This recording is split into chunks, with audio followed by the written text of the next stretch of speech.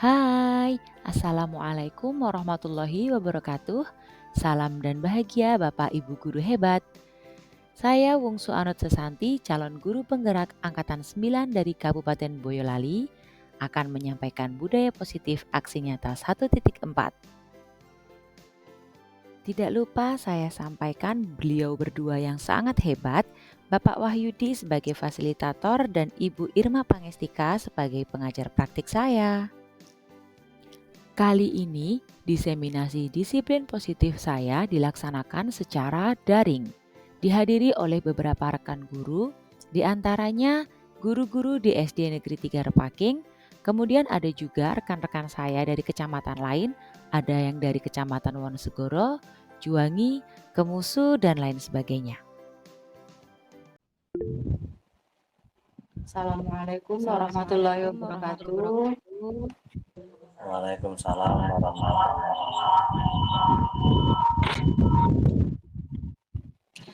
Selamat siang, Selamat Bapak siang, dan Ibu Bapak guru dan Ibu hebat. guru hebat. Terima kasih sudah mau bergabung di link siang hari ini. Yang terhormat Bapak Kepala Negeri 3 dan guru-guru semua yang hadir pada siang hari ini. Ada guru-guru dari SD Negeri 3 Repaking,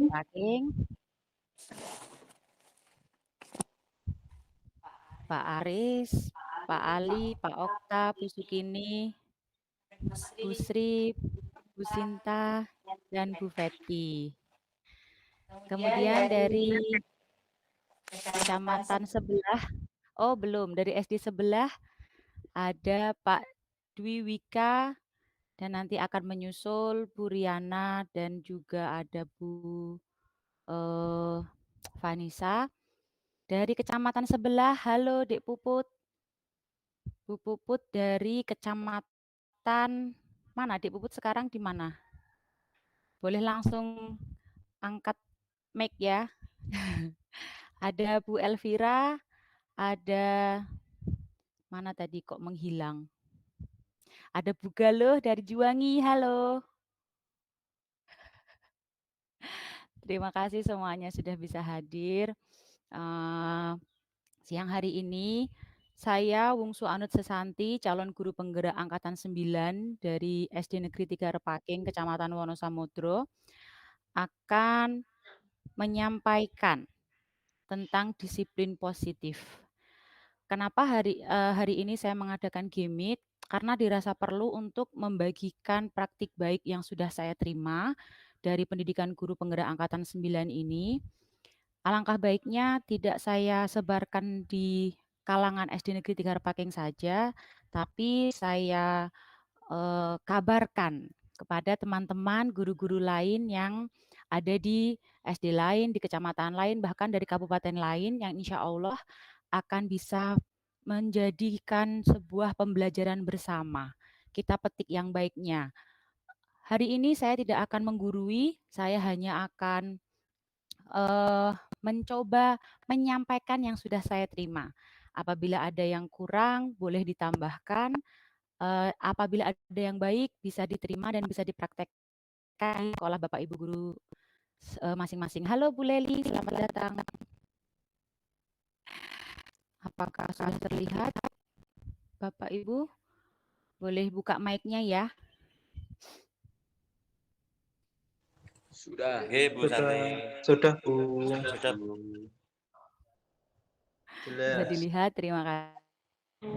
Dewika.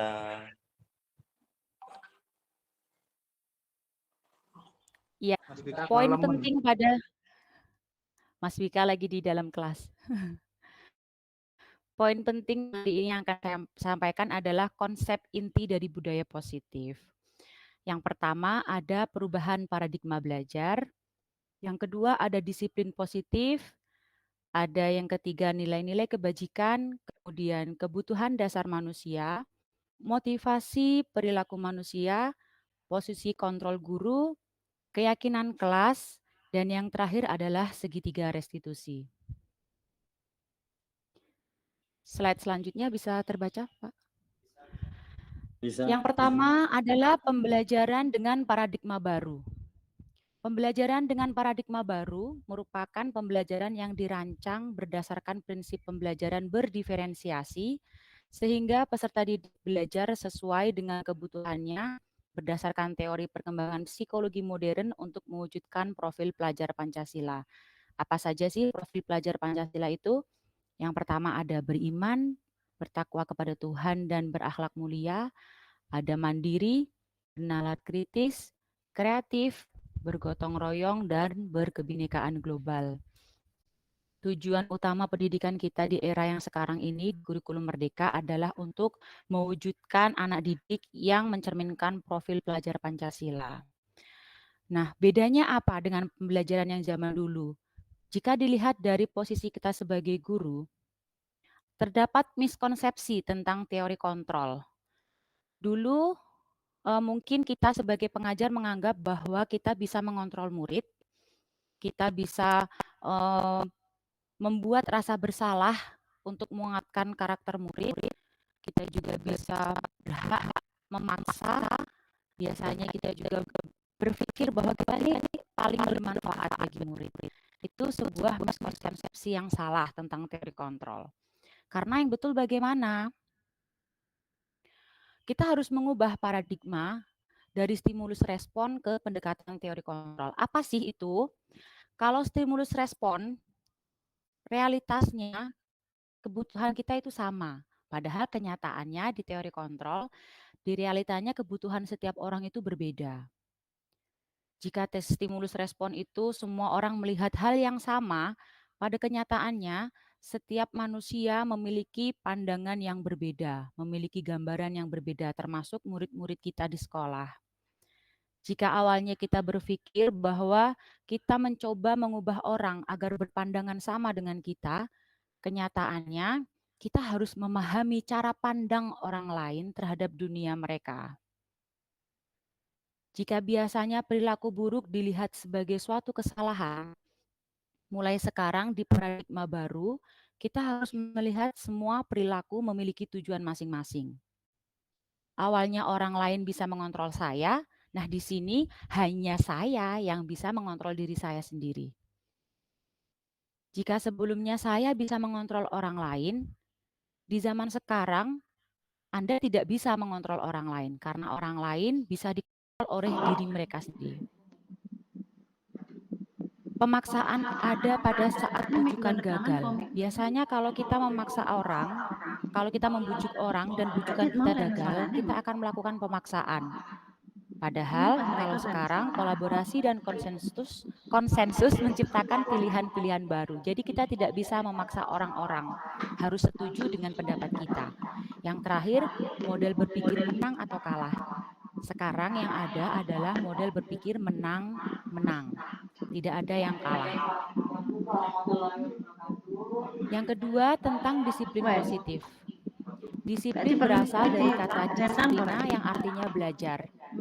Disiplin mengacu pada disiplin diri yang memiliki tanggung jawab terhadap apa yang dilakukannya berdasarkan nilai-nilai yang dimiliki.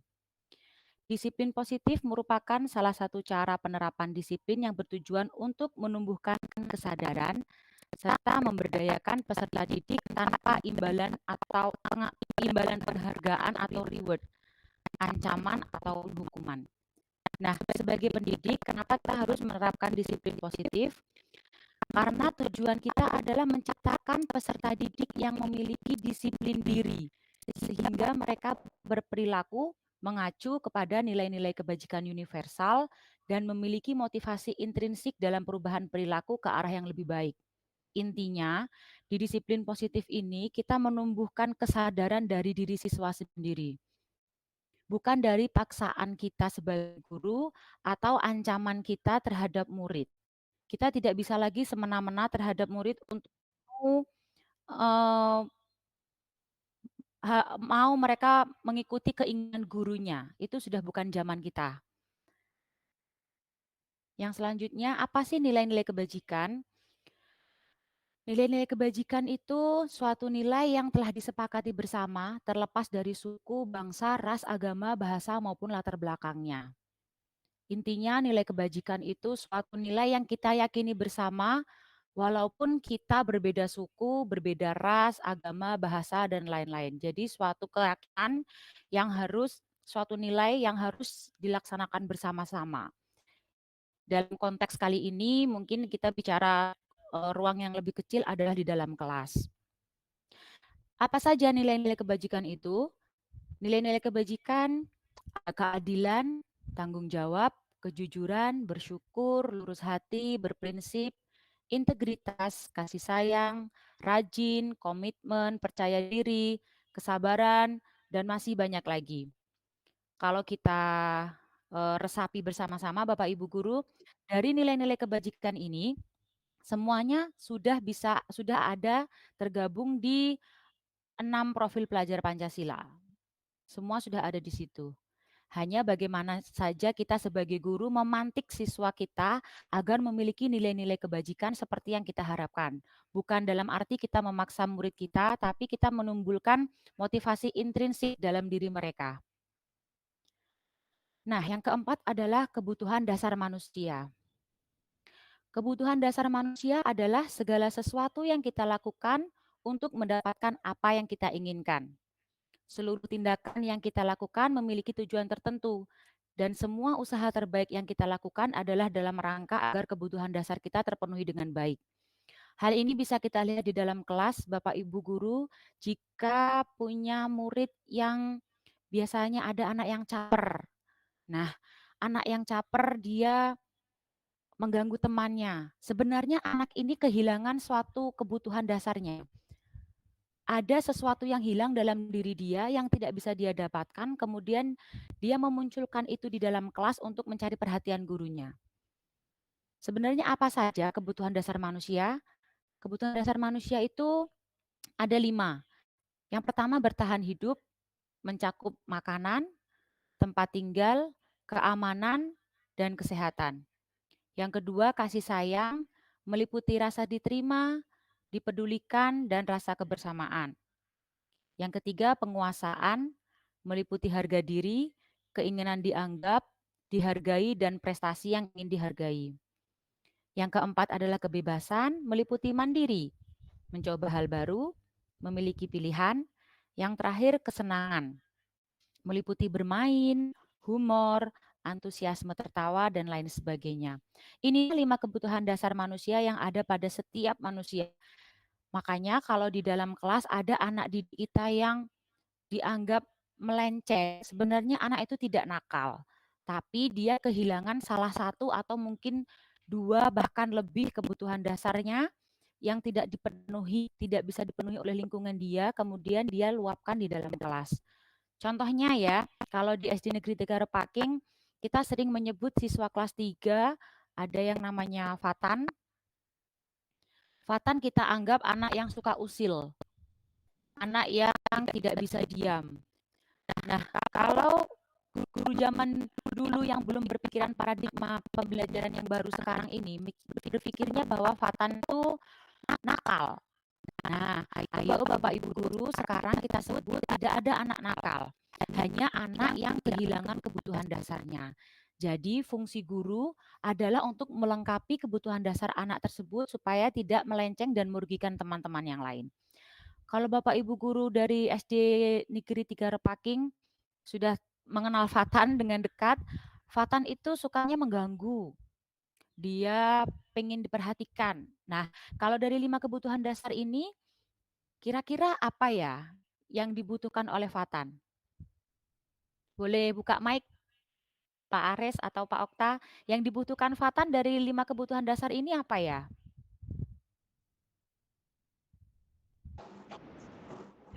Fatan butuh.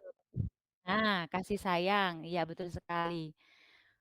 Mungkin Fatan kekurangan kasih sayang di rumah sehingga dia ingin dipedulikan oleh guru dan teman-temannya di dalam kelasnya. Mungkin juga bisa ini ya Bu Feti, kebebasan ya Bu Feti yang mengajar Fatan. Yes. Ya, kalau Fatan sepertinya ingin mencoba hal-hal baru dan memiliki pilihan. Jadi sepertinya kalau Fatan hanya di dalam kelas kurang cocok gitu ya Bu Feti ya. Dianya Bu. Iya. Inilah 5 kebutuhan dasar. Jadi Fatan itu sebenarnya tidak nakal. Cuma dia kekurangan kasih sayang dan dia ingin kebebasan. Nah, bagaimana cara kita menghadapi siswa yang seperti ini?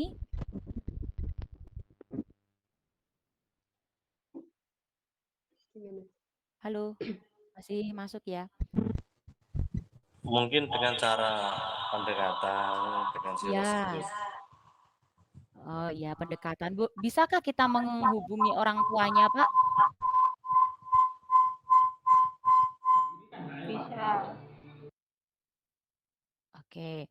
Selanjutnya, yang kelima adalah motivasi perilaku manusia. Ini tadi kalau kita mengangkat kasusnya Fatan, biasanya ada anak yang mengerjakan tugas itu atas dasar takut untuk dihukum, takut dihukum. Nih, itu muncul dari anak itu takut dihukum, berarti menghindari ketidaknyamanan. Kemudian ada anak yang mengerjakan tugas hanya ingin mendapatkan imbalan atau penghargaan dari gurunya. Atau mungkin orang tuanya memberi motivasinya keliru. Saya anggap keliru karena apa? Ayo nanti kalau kamu dapat ranking, ibu belikan sepeda misalnya. Sebenarnya zaman sekarang harus sudah menghindari hal-hal seperti ini. Yang perlu dilakukan apa? Yang perlu dilakukan adalah menumbuhkan motivasi perilaku secara intrinsiknya. Jadi bagaimana anak itu melakukan segala sesuatunya untuk diri mereka sendiri. Menjadi orang yang mereka inginkan dan menghargai diri mereka sendiri dengan nilai-nilai yang mereka percaya. Bukan karena takut hukuman atau bukan karena ingin mendapatkan imbalan. Sekarang apa bedanya hukuman, konsekuensi, dan restitusi? Kalau hukuman itu tidak terencana atau tiba-tiba. Bentar, ada yang mau masuk. Selamat datang, Bu Diah. Saya lanjut, kalau hukuman itu tidak terencana atau tiba-tiba. Murid tidak tahu apa yang akan terjadi, biasanya berupa tindakan fisik dan bersifat memaksa atau menyiksa. Itu bukan. Apa bedanya dengan konsekuensi? Kalau konsekuensi itu sudah terencana dan sudah disepakati. Tapi tetap murid dibuat tidak nyaman. Jadi hanya satu pihak yang diuntungkan. Di sini kita, begitu. Kemudian sikap guru sebagai monitor. Guru hanya memonitor perilaku murid saja. Jadi kalau ada penyimpangan baru diberikan konsekuensi yang itu membuat murid tidak nyaman. Itu konsekuensi. Itu bedanya apa dengan restitusi? Restitusi itu adalah proses murid untuk memperbaiki kesalahannya. Proses kolaboratif yang mengajarkan murid mencari solusi sendiri. Jika ada penyimpangan, kita menjudge kamu salah, kamu harus begini, tapi kita kembalikan kepada murid itu untuk menyelesaikan masalahnya sendiri. Jadi kira-kira kalau kamu melakukan hal ini itu sudah baik apa belum? Terus cara memperbaikinya bagaimana? Kira-kira seperti itu. Next, selanjutnya membahas 5 posisi kontrol guru. Sebagai guru kita punya 5 posisi kontrol. Oke. 5 posisi kontrol guru yang pertama adalah penghukum. Yang kedua pemantau. Yang ketiga pembuat rasa bersalah. Yang keempat teman dan yang kelima manajer. Nah, Bapak Ibu guru coba dari 5 posisi kontrol ini, semuanya open mic ya. Biasanya Bapak Ibu guru memposisikan diri sebagai apa di dalam kelas? Pemantau, manajer. Siapa yang manajer ini? Oke, Desti sudah sebagai manajer. Bu Elvira sebagai apa? Sebagai manajer. Bapak sebagai apa? Pemantau. Pemantau. Oke, Pak Ares?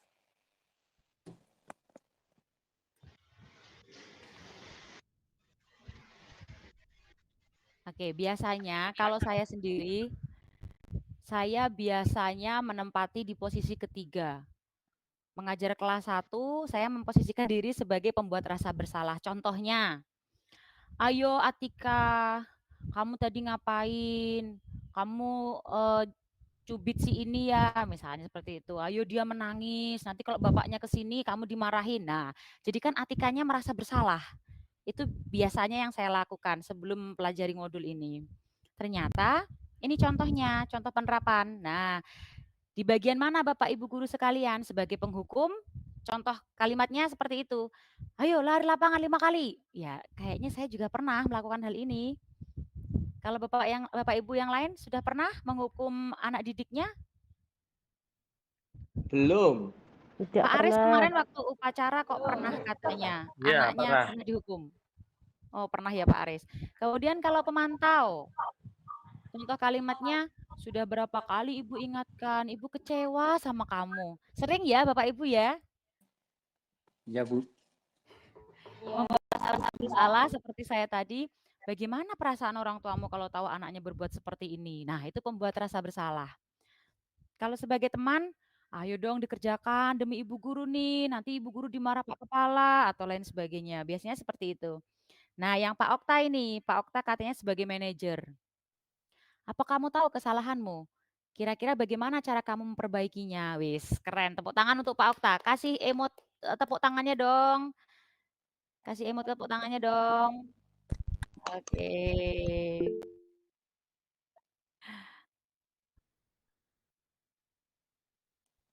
Oh iya.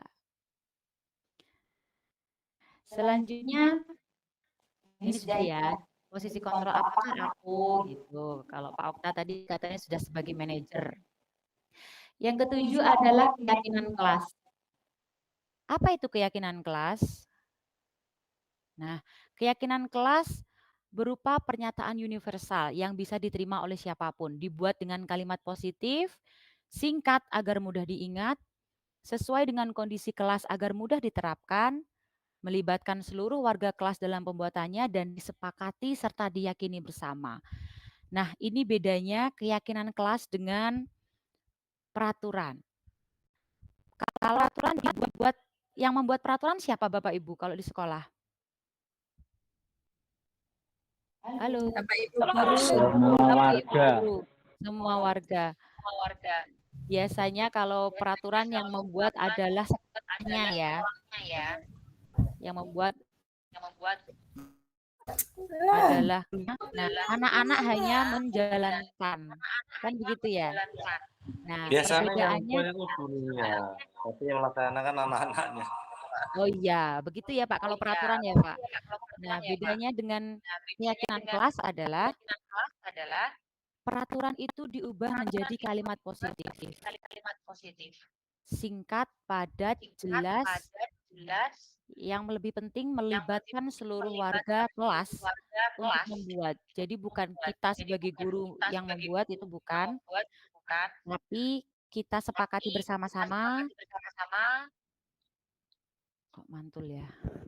Kita sepakati bersama-sama dengan siswa, kemudian disepakati dan diyakini. Biasanya kalau kelas tinggi, kita buat tanda tangan persetujuan membuat keyakinan kelas. Nah, contohnya keyakinan kelas di kelas saya itu yang pertama mandiri. Nah, mandiri ini mencakup apa saja? Kalau kelas kecil ya berani ke WC sendiri, berangkat sekolah sendiri, berani apa ya? Maju ke depan kelas, itu sudah termasuk di situ. Kemudian sayang teman. Kalau di peraturannya kan tidak boleh mengganggu teman lain, tidak boleh begini-begini. Nah, itu kan kurang positif kalimatnya. Diubah menjadi kata sayang teman, seperti itu.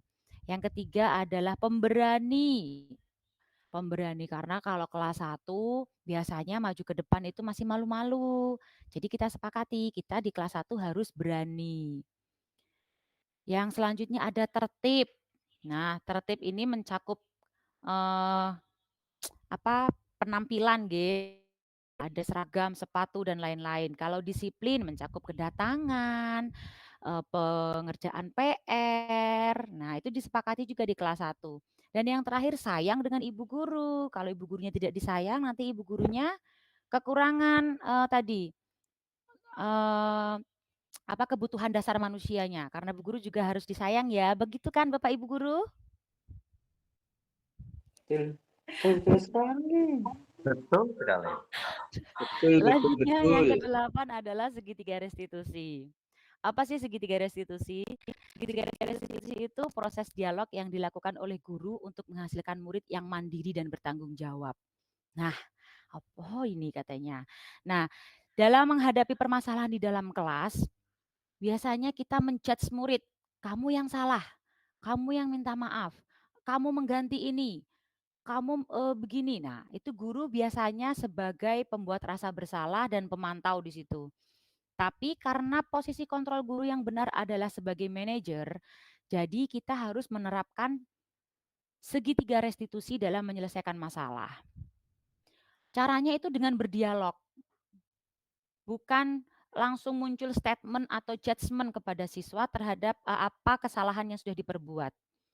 Caranya bagaimana kita menggunakan segitiga restitusi? Nah, caranya seperti ini. Tahapan yang pertama yang paling bawah itu adalah menstabilkan identitas. Berdasarkan prinsipnya, menstabilkan identitas ini membuat kesalahan yang sudah ada itu merupakan suatu proses pembelajaran. Contoh kalimatnya seperti apa? Berbuat salah itu wajar katanya kalau kita sebagai guru. Atau begini, Bu Guru dulu juga pernah kok melakukan hal itu. Nah, itu juga menstabilkan identitas. Atau kamu berhak merasa begitu. Atau yang terakhir, tidak ada manusia yang sempurna. Nah, itu semuanya adalah pernyataan-pernyataan oleh guru sebagai penstabilan identitas atas kesalahan murid. Yang selanjutnya, validasi tindakan yang salah. Berdasarkan prinsipnya, setiap perilaku itu sebuah upaya pemenuhan kebutuhan suatu kebutuhan tertentu. Seperti halnya yang kita bahas sifatan tadi, Fatan itu melakukan segala sesuatu pasti ada kebutuhan yang ingin dia cukupi. Nah, jawaban dari Bu Sinta tadi kan kasih sayang dan kebebasan. Nah, itulah divalidkan dulu tindakan Fatan yang salah itu dengan bagaimana cara kita memvalidkan. Kita bisa mengucap seperti ini. Kamu pasti punya alasan mengapa melakukan hal itu kan? Atau kamu melakukannya karena mempertahankan sesuatu yang penting ya? Atau bisa juga padahal kamu bisa melakukan yang lebih dari ini kan? Yang lebih parah itu maksudnya. Itu semuanya adalah kalimat-kalimat untuk memvalidasi tindakan yang salah. Di dalam kita sepakati bersama, makanya yang bisa kita sampaikan ke siswa adalah apa keyakinan kelas kita? Atau apakah apa yang kamu lakukan sudah sesuai dengan keyakinan yang telah kita sepakati misalnya. Atau bisa juga kamu ingin menjadi orang yang seperti apa. Nah, itu merupakan contoh-contoh kalimat yang bisa kita terapkan pada penyelesaian masalah menggunakan segitiga restitusi. Tapi satu hal yang penting adalah penerapan tahapan segitiga restitusi ini tidak harus serta-merta saklek sesuai dengan urutan. Bisa Bapak Ibu guru mulai dari validasi dulu, atau menstabilkan identitas dulu, atau menanyakan keyakinannya. Itu semuanya secara kontekstual gitu. Jadi sesuai konteksnya dia seperti apa. Kalau kita sedang menghadapi anak yang tantrum, kan tidak mungkin langsung kita menanyakan keyakinan kelas. Atau kita menghadapi anak yang sedang berkelahi misalnya, kan tidak mungkin kita langsung, oh kamu salah, kan tidak boleh. Berarti kita harus stabilkan dulu. Kenapa kamu begitu? Kenapa kamu menonjok dia? Kamu berhak kok melakukan hal yang lebih parah dari ini. Tapi apakah itu tidak merugikan orang? Nah, seperti itu contoh-contoh kalimatnya. Walaupun pada penerapannya nanti tidak harus sesuai dengan tahapan segitiga restitusi. Yang penting sudah mencakup dari ketiga tahapan segitiga restitusi tersebut. Nah, di slide terakhir, let's discuss. Oke, terima kasih Bapak Ibu guru yang sudah mau mendengarkan pemaparan saya tentang disiplin positif siang hari ini. Sebelum kita tutup, kita berdiskusi dulu. Saya izin berhenti share. Nah, kelihatan. Halo, masih setia di channel ini? Wah, Bu Elvira masih, Pak Wika masih. Mari kita berdiskusi. Masih on ya. Oke. Boleh ketik di ini ya, Bapak Ibu. Boleh ketik di pesan yang ada di sini. Sebutkan contoh ya. Saya ketik di sini. Sebutkan contoh peraturan di sekolah. Atau boleh langsung open mic. Peraturan apa yang ada di sekolah kita masing-masing? Bu Elvira punya peraturan apa di sekolahnya? Berangkat tepat waktu, tidak membuli. Iya. Ada lagi. Bu Puput, Buang gimana sampah pada suaranya? tempatnya. Oh, buang sampah pada tempatnya. Ada lagi. Dilarang mencoret-coret tembok. Oh, dilarang Memakai mencoret sepatu hitam dan kaos kaki putih untuk hari Oke. Senin sampai Kamis. Miss, oke. Ada lagi. Menjaga kerapian. Termasuk Bapak gurunya ya, Pak Wika. Bapak gurunya juga harus rapi. Nah, memakai seragam lengkap. Ya. Oke. Nah, dari semua peraturan yang sudah menghormati guru, menyayangi teman. Wis. Sayangi teman, iya, betul. Nah, dari sekian peraturan yang sudah kita utarakan, mari kita praktekkan di dalam kelas kita masing-masing. Ini yang lebih enak dipraktekkan ada di kelas tinggi, karena sudah notabene anaknya sudah besar, bisa menulis dengan lancar ya maksudnya. Kalau kelas kecil kan masih biasanya kesulitan untuk menulis. Kita buat kalimatnya lebih positif Bapak Ibu. Contohnya seperti yang punyanya ini, menjaga kebersihan. Oke, tidak membuli, tidak membuli. Kita menggunakan kalimat positif apa ya? Kalimat tidak membuli ini, kata tidak membuli ini kita ubah menjadi yang lebih positif, lebih enak didengar dan lebih enak untuk diresapi. Contohnya. Sayang teman. Iya, sayang teman. Oke. Ada lagi yang menghormati guru, menyayangi teman sudah positif, menjaga kerapian sudah, berangkat tepat waktu bisa. Ada, misalnya jangan membuang sampah gitu ya. Kalau jangan membuang sampah sembarangan, kita ubah ke kalimat positifnya seperti apa? Membuang sampah. Buanglah sampah pada tempatnya. Pada tempatnya. Nah, iya, buanglah sampah pada tempatnya. Oke. Ada lagi yang suka ini tidak mengerjakan PR. Tidak mengerjakan PR, kita ubah kalimat positifnya menjadi seperti apa?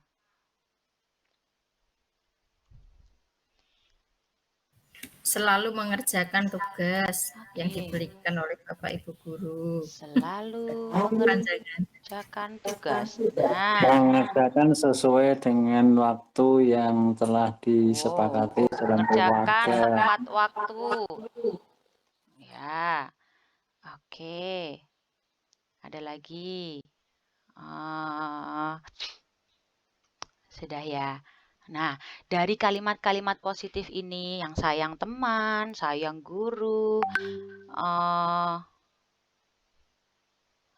kemudian membuang sampah pada tempatnya.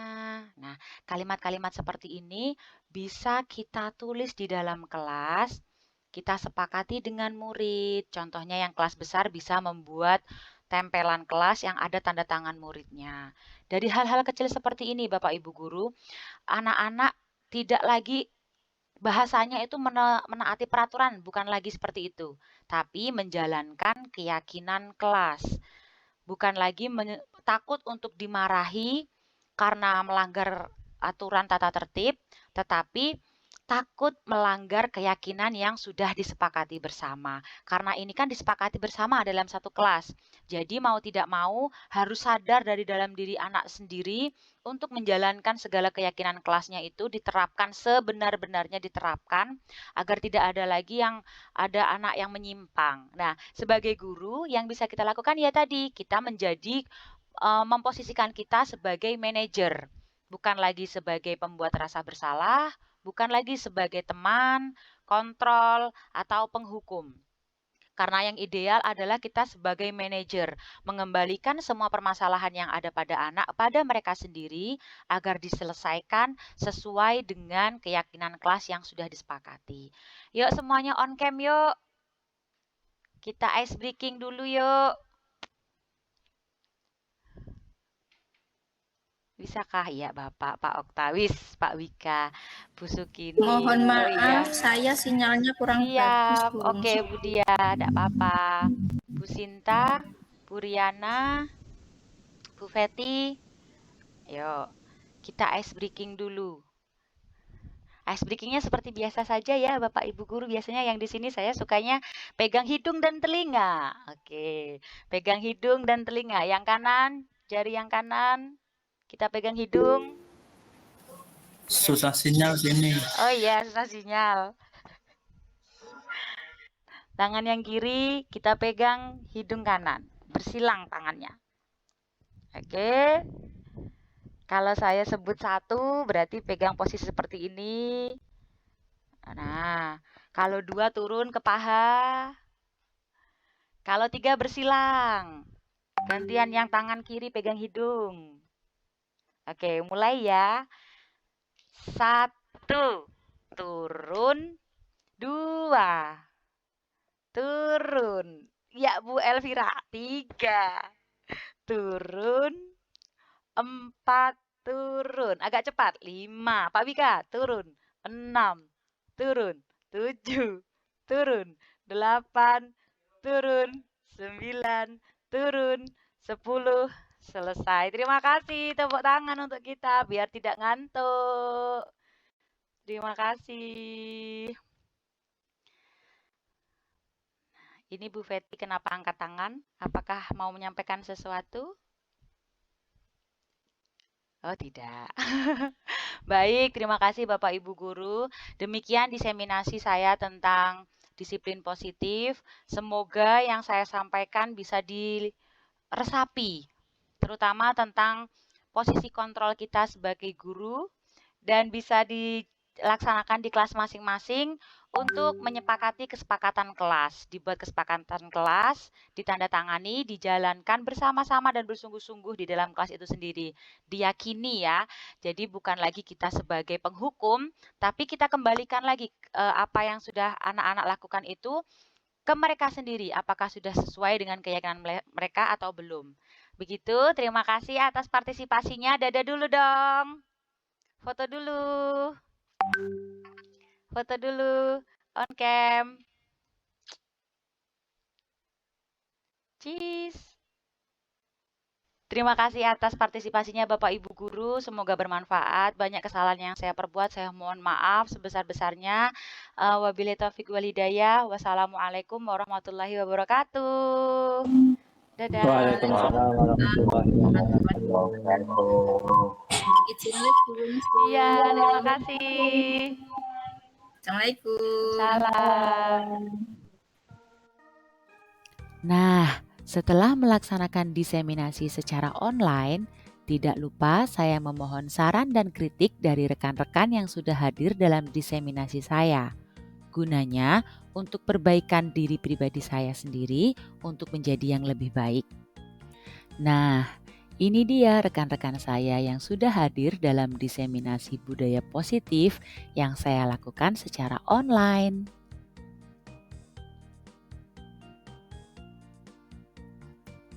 Teman-teman saya ini mengirimkan kritik dan saran yang sangat bagus dan membangun bagi diri saya sendiri yang bisa saya praktekkan dalam kegiatan selanjutnya.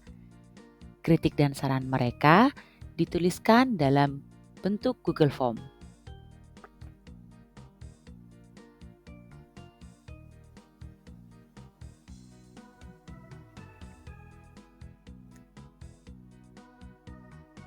Terima kasih banyak teman-teman yang sudah hadir.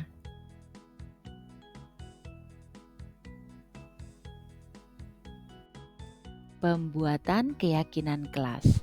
Setelah saya melaksanakan diseminasi disiplin positif bersama rekan-rekan guru, saya juga membuat keyakinan kelas yang ada di kelas saya.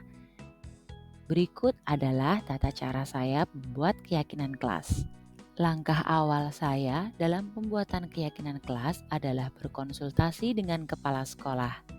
Dalam hal ini, saya menyampaikan gagasan dan ide kepada Bapak Kepala Sekolah dalam pembuatan keyakinan kelas yang akan saya laksanakan baik di kelas saya atau di SD Negeri 3 Repaking secara keseluruhan. Tidak lupa saya melakukan kolaborasi dengan rekan sejawat saya untuk menerima masukan dan saran.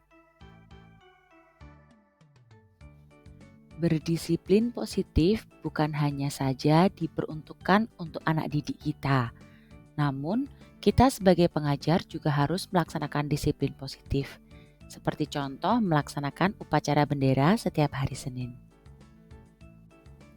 Lalu saya mensosialisasikan kepada seluruh siswa SD Negeri 3 Repaking. Waktu itu, saya bertugas sebagai pembina upacara di saat upacara bendera hari Senin.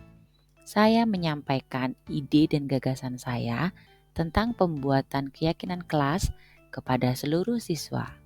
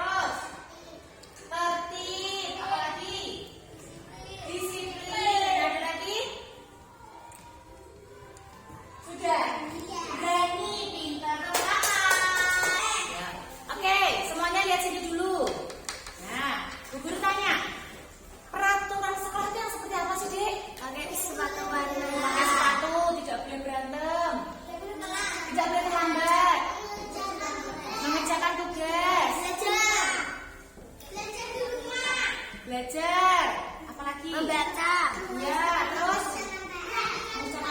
merapikan sepatu di depan. Oke. Siapa yang bisa menuliskan di depan? Sini Mbak Angel, tulis di sini Mbak Angel. Peraturan nomor 1 Mbak Angel. Nah, datang tepat waktu. Yang besar tulisannya. Datang tepat. Waktu. Oke. Apalagi tadi yang jawab tidak berantem tadi siapa?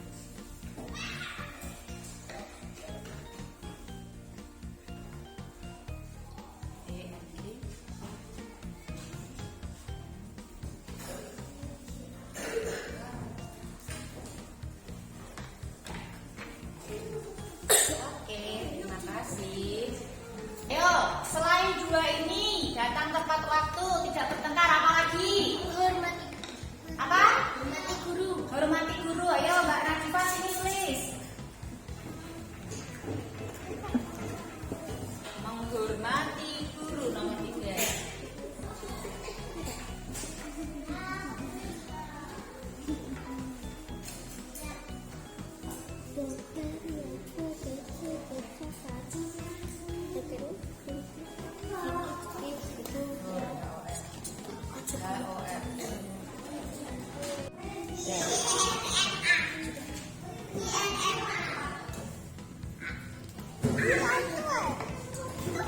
selain ini apa lagi? Apa? Pakai sepatu hitam. Pakai sepatu hitam. Denis maju. Nomor 4. Pakai sepatu hitam. Yang besar. PAKI. KAI.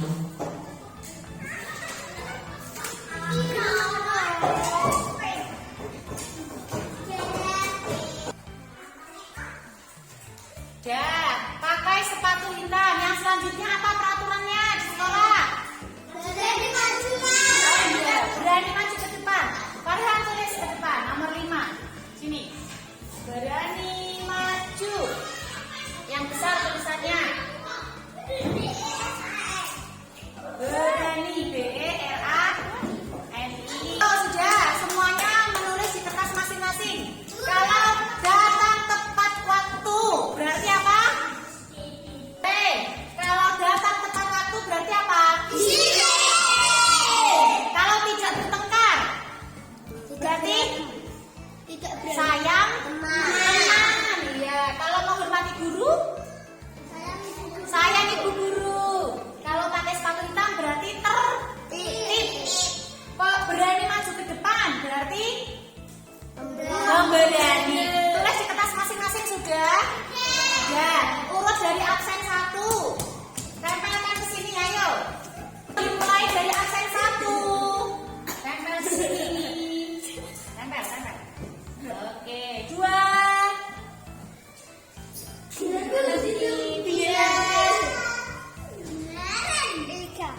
4. 5. 6. Menjadi 7. Iya. 7 mana 7? 5.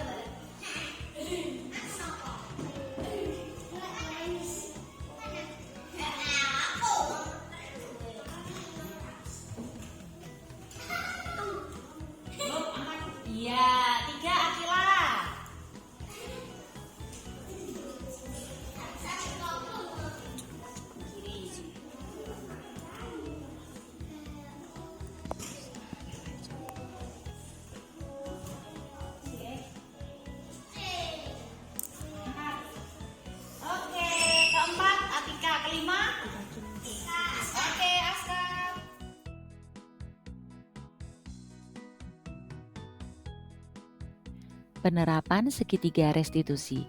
Berikut saya contohkan 2 kasus yang terjadi di dalam kelas saya yang saya selesaikan menggunakan segitiga restitusi. Kasus yang pertama. Sesaat menjelang istirahat, Atika menangis di dalam kelas. Ia tidak terima karena Afifah menegurnya.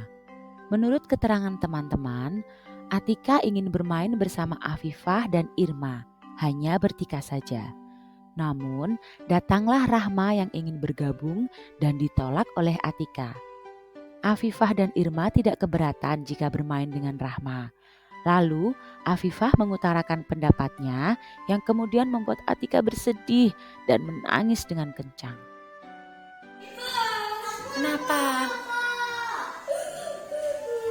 Kenapa? Kenapa? Siapa yang jelek? Sini videoin.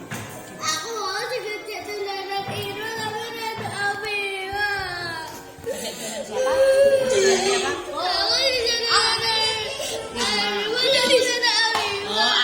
Afifah sini. Enggak apa-apa, sini buku tanya sama Irma sini. Sini. Ayo. Oh sayang. Sini.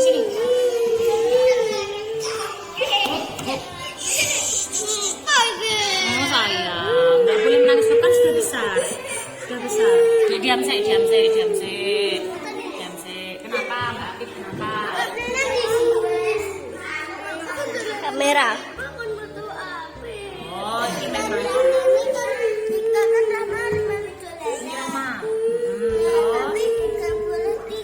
Boleh sama Tika. Terus? Oh, kamu maunya main begitu. Oh, oke. Rahma mau masuk gabung nggak boleh. Boleh ini apa ini? Oh ini. Dek, kita berteman nggak sih, Dek? Berteman. Kalau mau main sama-sama boleh nggak sih, Dek? Boleh. Kenapa Atika nggak boleh Rahma gabung main? Oh, pengen mainannya bertiga toh. Ya nggak boleh. Satu kelas isinya berapa?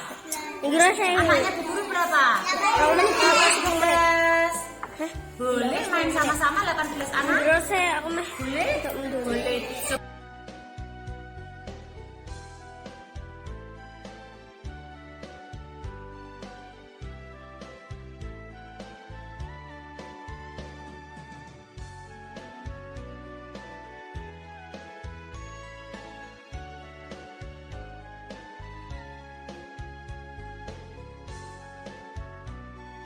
Kasus yang kedua.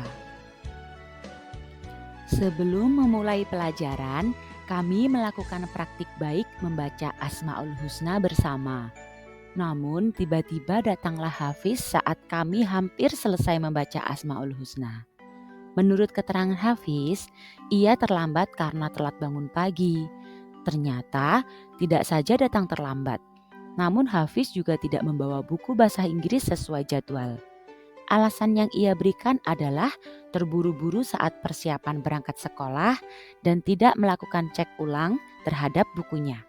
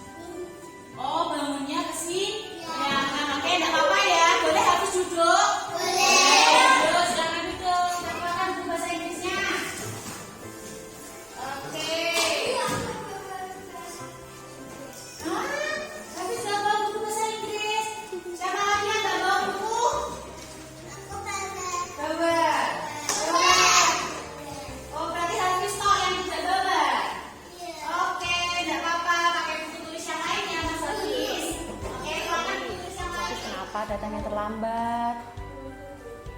Bangunnya kesiangan. Oh, bangunnya kesiangan. Kenapa bangun kesiangan? Pas lagi hujan. Tadi malam hujan. Terus bablas bubuke. Oh, terus tadi dari rumah jam berapa? Jam 7 lebih ya? Oh, jam 7 lebih. Terus kenapa tadi kok enggak bawa buku? Lupa. Lihat jadwal apa enggak? Lihat, tapi orang dimasukkan ke dalam tas. Pertama masuk kelas 1, kita pernah membuat itu. Yuk, dibaca ini. Yang ini.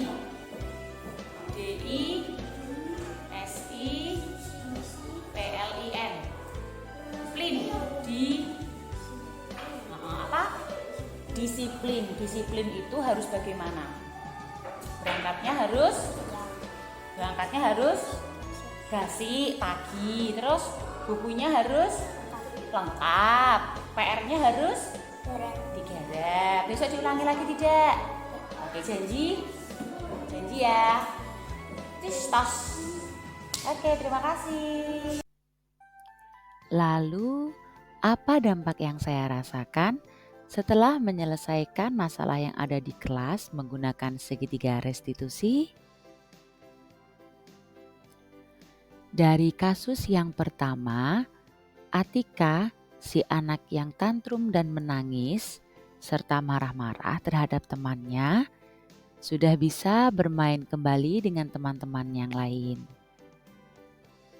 Setelah menggunakan segitiga restitusi, Atika semakin paham apa keyakinan kelas yang telah kami sepakati sebelumnya.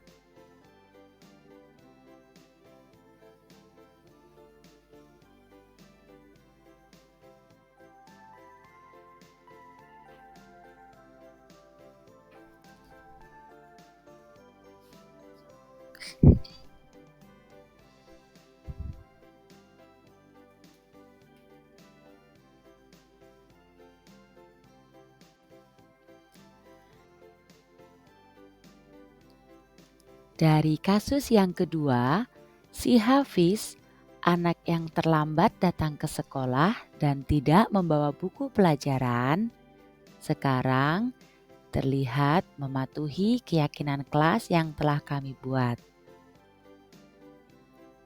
Hafiz tidak lagi datang terlambat.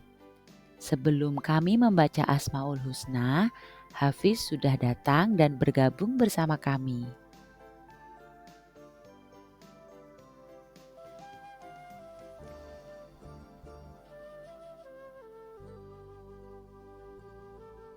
Demikian perjalanan kami dalam penerapan disiplin positif dalam pembuatan keyakinan kelas.